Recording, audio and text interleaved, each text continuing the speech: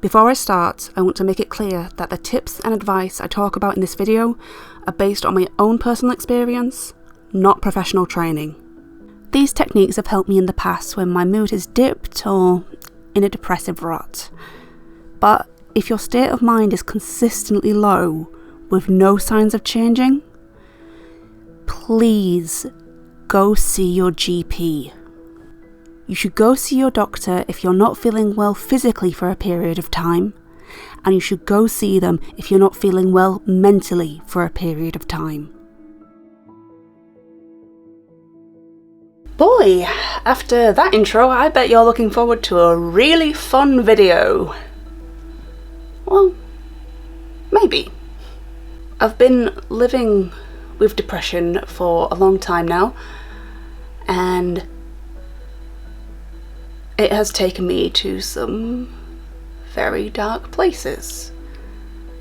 But because of that, I'm always looking for new coping techniques to deal with it on a day-to-day basis.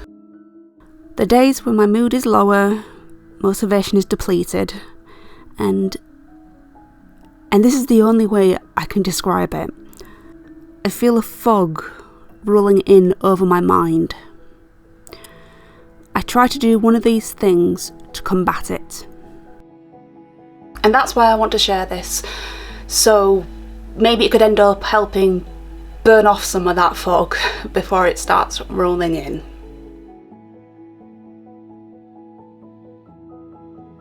Organise medications. Serotonin is like gravy. Homemade is nice, but store-bought is perfectly acceptable. And if anyone disagrees, you have to stop being so bloody precious about it, Debbie! I like to organise my meds into these smaller boxes rather than fanning about with the big one. Makes it just so much easier. Plus, for me, it feels like I'm taking an active role in my mental health and helps give me a sense of control.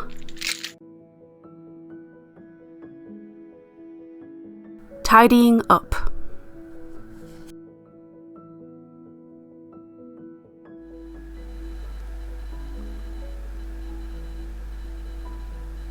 Alright, so I'm not exactly the queen of clean, but that's why I want to talk about it.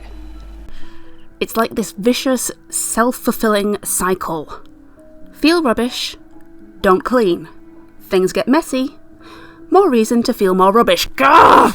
And it ends up getting such a big job, just thinking about it is too much. So, I'm trying to take it itty, teeny tiny bit at a time. So, right, I have been meaning to finish this off for ages, so I'm going to do that right now.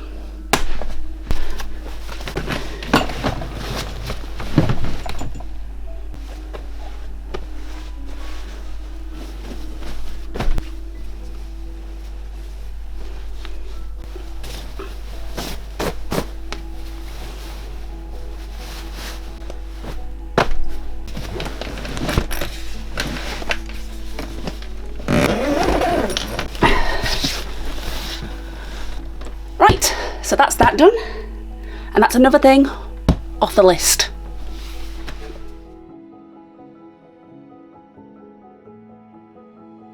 Get creative.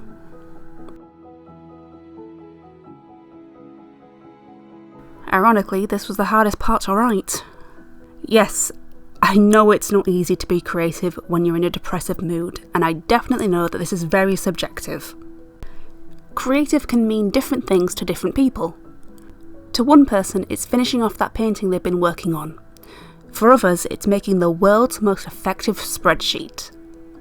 I just know that I certainly find it helpful, and I do appreciate that I've got a lot of different avenues in which I can express myself.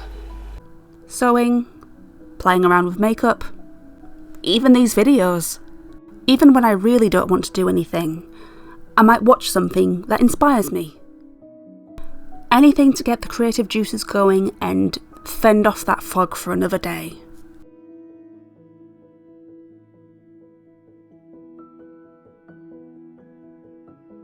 To-do list.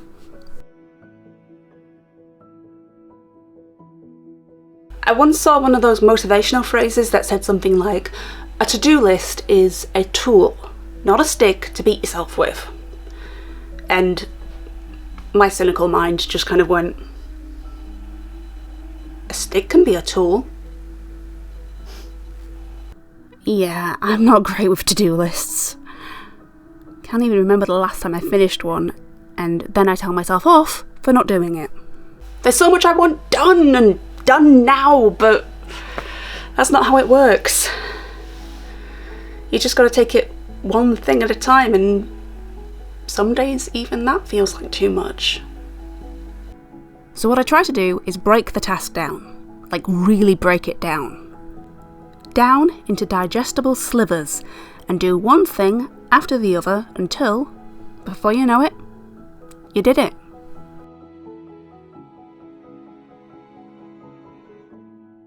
Nice sense. Right, before anybody says anything, I'm not promoting aromatherapy. Okay, I sort of am, but I don't want to see anybody in the comments going, actually, aromatherapy will not just cure your depression. I know it won't. But it's kind of like tidying up. Just doing something nice for yourself can bolster your mood. Whether lavender for springtime or cinnamon for Christmas. For me right now, it's these incense sticks. They're super sweet smelling, and they sort of remind me of a happy memory, and they make me feel a bit brighter. So maybe fill your space with something that does that for you. Exercise. I know, I hate it too. But sciencey people have done a whole bunch of research, and it turns out it helps your mental health as well as your physical. Now, I'm running the risk of being a hypocrite here. I mean, do I look like someone with a regular exercise routine? You know what? Come on. No, come on, we're gonna do it. No, I'm not doing this alone. Come on. Right, okay. Well, we should do some stretches first, shouldn't we? Right.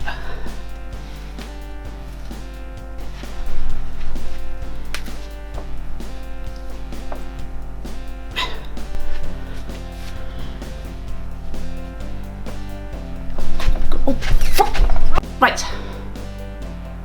Does anybody know any exercise routines? You know what? It's fine. We'll make it up. Running. We'll do running on the spot. Yeah. Okay. Yeah. We're just running. You know, just imagine you're in the park somewhere, you know, running from the police. Or Satan. You know that reference? Yeah.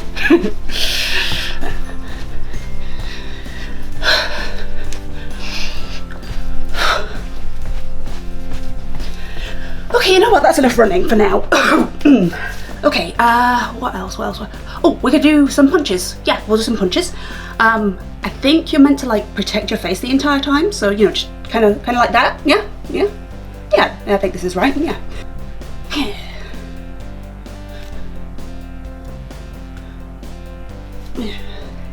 So just imagine somebody you really don't like, you know, that lass from work who keeps lying about you to management or something. Take that, Debbie! Right, I think that's enough for the punches, yeah.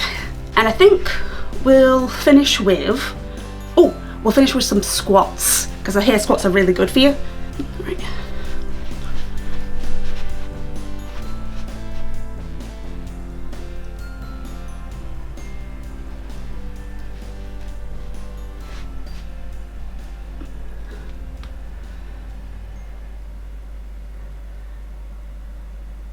I don't think I can get back up.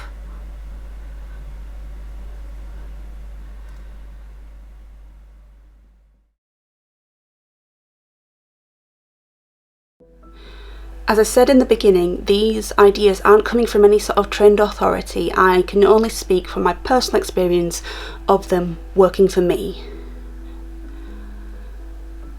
I know how bad the bad days can get, but there are also going to be good days.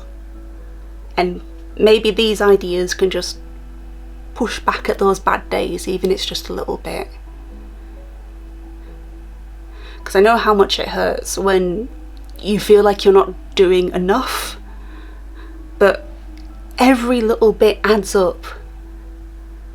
And one day you are going to look back and you are going to realise how far you have come, and you have already come so much further than you are giving yourself credit for. You can do this. I know you can.